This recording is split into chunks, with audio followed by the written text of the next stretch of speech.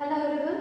As in our earlier videos we have completed fourth chapter. Now let us move on to the fifth chapter, that is data handling. And here today we are going to learn. Already you have learned this in your sixth and seventh standard. But again here in your eighth standard also we have data handling. And what is data handling? As you know, data is the collection of facts in the form of numbers, words, measurements, observations or description of things for a specific purpose. When you want to perform some operation or when you want to perform some action, you need some data, that is some information. For example, when you are going to write total number of students in your class, we are going to count the number of students or number of presentees or number of absentees. These things are the raw data which we are going to collect and we will process on that.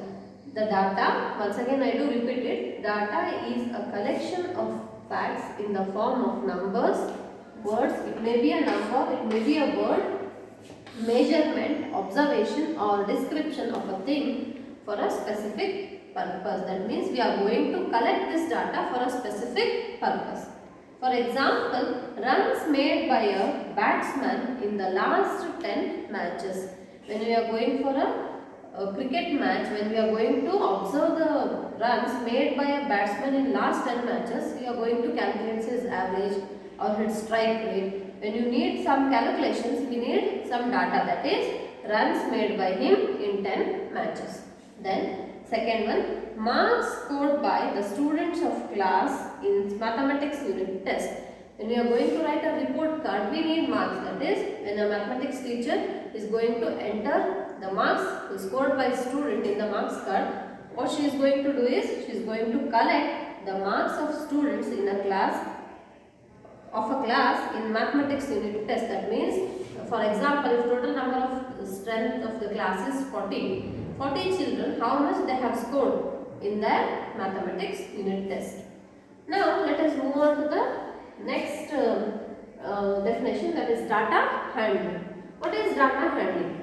Already you know what is data. Now data handling is the procedure of collection, interpretation, organization and analysis of data. That means whatever data you are going to gather or collect, that collected data, how to interpret in the form of the process or what procedure you are going to apply on that data, that is nothing but data handling. And organization of the data, directly you cannot use the data, you need to set it in the organized form. For example, collection of populations through census to formulate plans like health policies, education and some other activities by government. Every 5 years government makes some census, or every 10 years they are going to conduct a census of population, number of people in a country, state wise or district wise. What they do is, they collect the number of people from a specific region, that is through the census. Census is a program where the population is, or you can say the number of people will be collected, that is the numeric value of the population. So to formulate plans like health policies, what government do is, whatever projects or the activities they plan for public, they get this data through the census. And health policies, education, whatever projects like government schools and government other activities will be using this population, number of people from this census. That means census is the data and the calculation or the formulation of plans is nothing but data handling. Now let us continue with the tabulation. What is tabulation? Already we know data and data handling. Now the systematic arrangement of data, whatever data we have collected, the systematic arrangement of that data in a tabular form is called tabulation. That means we are going to put that data in a table, that is nothing but tabulation. The number of times an observation occurs in a data is called frequency. That means whenever you write any table, there will be a repetition or there will be a observation. For example, in the mathematics test, out of 50, 10 children scored 48. That means that number of times, that is 10 people scored 48, that observation is 48, occurs in a data is called frequency. Now the difference between highest and the lowest value of data is the range. That means, for example, a boy scored 50 and one more boy scored, other boy scored 20. That 50 and 20, the difference between those two numbers is called the range. Now, let us move on to frequency distribution table. This already you have learned in 7th standard. That is nothing but your tally table. The table that lists the observation of data and records their frequency using tally marks is called the frequency distribution table. That means the number of times whatever data we have collected, we are going to write the number of times, that is frequency. Data and both frequency will be together in this table. So, the table that lists the observation. Observation is the data which you have given. For example, marks 20, 30, 40, 50. Those are observations of the data. And records, that is how many of them have scored 20, how many of them have scored 30 and how many of them have scored 40. That is frequency using tally marks is called the frequency distribution table. Now let us move on to the class interval. The range of value in a data is divided into groups with a fixed number of items. Each such group is called class interval, that is from 0 to 10. For example, if there are 5 students, from 0 to 10 marks, how many of them have scored 0 to 10? Now 10 to 20. If there are 10 students, total 50 students, we are going to divide in different intervals. 0 to 10, one group, 10 to 20, second group, 20 to 30, third group, 30 to 40, fifth group, fourth group, and 40 to 50, fifth group. That means we are going to divide these observations, whatever marks we are going to allot them, those are divided into different values. That is nothing but the class interval. In the class interval 0 to 10, as per the class interval definition, we have 0. The first group is 0 to 10. In this, 0 is called the lower limit and the 10 is called upper limit. That means if in a group there are a range 0 to 10, the minimum one is the lower limit and the maximum number is the upper limit. The difference between the lower and the upper limits of the class interval is called class size. Is called the class size or class width. The difference between the minimum number and the maximum number is called as, that is in a only class interval, not whole table. In a class interval, the lower limit and upper limit both are there. The difference between them is called class width or class size. Now let us move on to the types of graphs. In this you are going to learn varieties of graph. The first one is bar graph. This already you have learned in your previous classes, but once again I will repeat it. A bar graph is graphical representation of data using horizontal or vertical bars of equal width.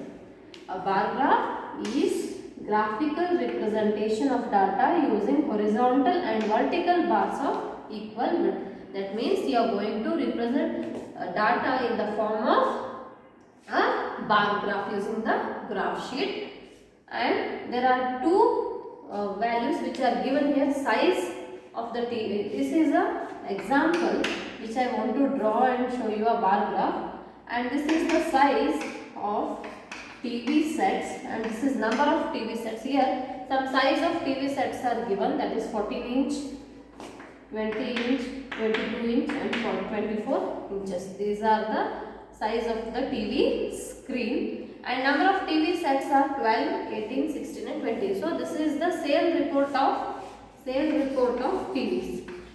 Sale of TV set in a year.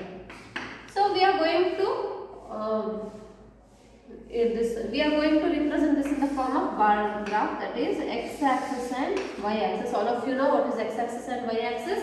Horizontal line is called x-axis and vertical line is called y-axis. This is the origin. So whatever values we are going to show here, that is, or to mark here, that is depending on this table. First, and always you should take the difference between the graph should be same. Now first let me mark with the even numbers 2, 4, 6, 8, 10, 12, 14, 16, 18,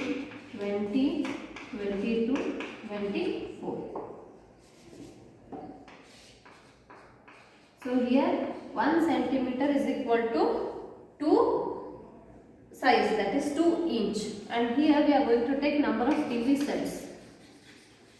Number of TV sets, that is x axis. Scale we are going to choose here, that is y axis is equal to 1 cm is equal to 2 TV sets. 2 TV sets. Here also same thing, we are going to mark 2, 4, 6, 8, 10, 12, 14, 16, then 18, 20, and the highest one is 20. These are y-axis. So I am going to represent number of TV sets on y-axis and the inches of TV set in x-axis. Inches of TV screen or TV set. Now 14-inch TV in a week, 12 sets are sold. That is 14 inch is here, 12 set is here. That means you need to mark here. You need to draw a bar graph. That is the horizontal bar or vertical bar. Here I am drawing a vertical bar. Now 20-inch TV sets are sold, 18. 20-inch and 18.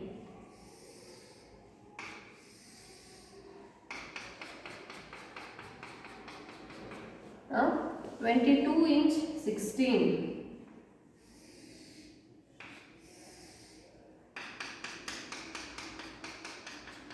Last 24-inch, 20.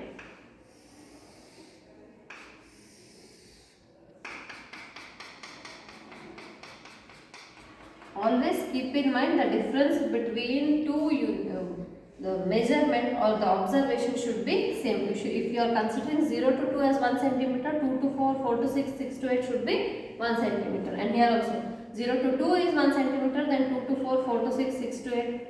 Up to the highest limit should be, the difference should be same. So this is the representation of bar graph using the given table. Now let us move on to double bar graph. A double bar graph is drawn to compare two quantities having the same units using a single graph. That means here two quantities of same having same units will be given. So you can show both the quantities at a time. Here also you have two axes, that is y-axis and x-axis. And for example, in the given table, the month is given here, January, February, March, April. There are 4 months, and maximum and minimum temperature are the two quantities which are given for same month. That means for January, you can mark both maximum and minimum temperature. So here, first let us take this month in x-axis and temperature in y-axis. Both the temperatures you can take at a time. Temperature in y-axis. So, one division is 2 degrees Celsius. That means here small divisions we are going to make. That is understood. That is 0 to 10. And here you have one division is 2 degrees Celsius. Now, January is 28.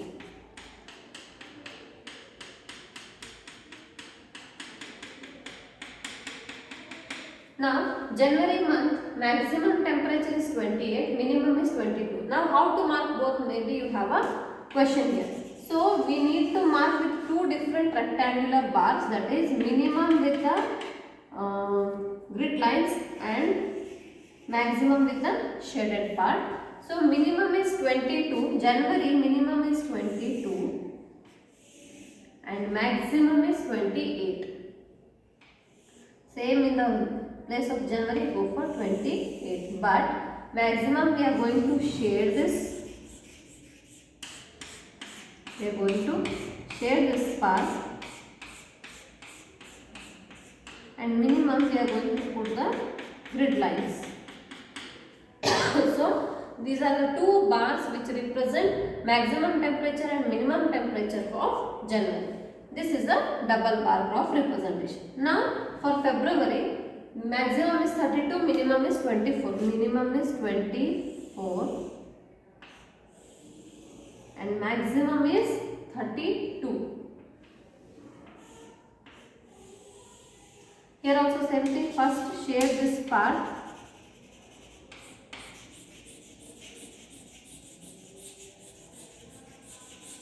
It means to show the differentiation between the minimum and maximum. We are going to share this, and this is the minimum for the grid lines.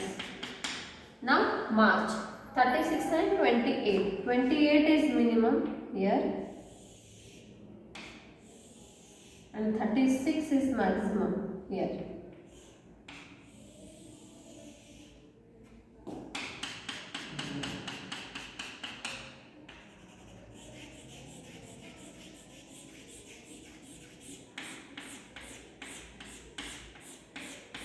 So this is the representation of double bar graph for March, that is maximum and minimum temperature. Now last April 30 is minimum and maximum is 38. Here also same thing. First share the maximum part.